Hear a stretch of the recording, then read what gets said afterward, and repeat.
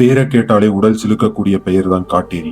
உண்மையாகவே காட்டேரி கடவுளாக தான் பார்க்கப்பட்டுச்சா? பார்வதியோட மறு உருவம் தான் காட்டேரியா? அப்ப காட்டேரியை வச்சு பில்லி சூனியம் ஏவல்னு செஞ்சுட்டு வர மந்திரவாதிகளின் கடவுளா இருந்தா இன்னும் நம்மளால விளக்க முடியாத பல உண்மைகள் இந்த மண்ணுக்குள்ள புதைஞ்சிருக்கு.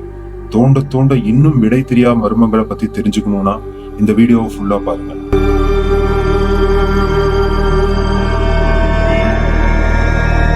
சங்ககால மக்கள் சில காரியங்கள் தொடங்குறதுக்கு முன்னாடி தெய்வ வழிபாடு ஒரு முக்கிய பங்கா இருக்கும்.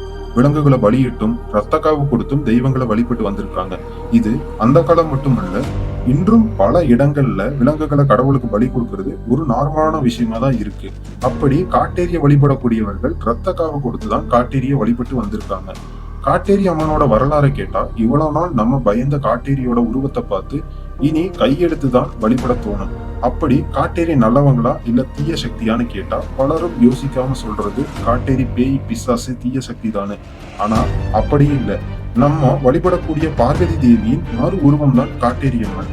பார்வதி தேவி சிவனுக்கு தெரியாமல் அடிக்கடி பூலோகத்துக்கு வந்து நர மாமிசத்தை சாப்பிட்டு வந்திருக்காங்க. ஒரு நாள் சிவனுக்கு சந்தேகம் வந்து பார்வதி தேவி பின்தொடர்ந்து போறாரு. அப்போ சிவன் எதுவும் தெரியாத மாதிரி திரும்பி வந்துடுறாரு. மீண்டும் அடுத்த நாள் சிவன் ஒரு குழியை தோண்டி அதுக்குள்ள ஒரு எலியை போட்டு வச்சிருந்தாரு.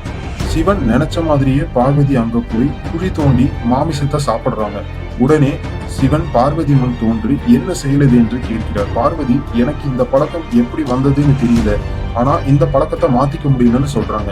சிவனும் பார்வதிக்கு புத்தி சொல்றாங்க, இந்த பழக்கத்தை விட்டுடு என்னோட வான்னு சொல்றாரு. ஆனா பார்வதி தேவி அந்த குழிக்குள்ளேயே காட்டேரி அவதாரம் எடுத்து மக்களுக்காக நல்லது பண்ண அருளடிச்சிருக்காங்க.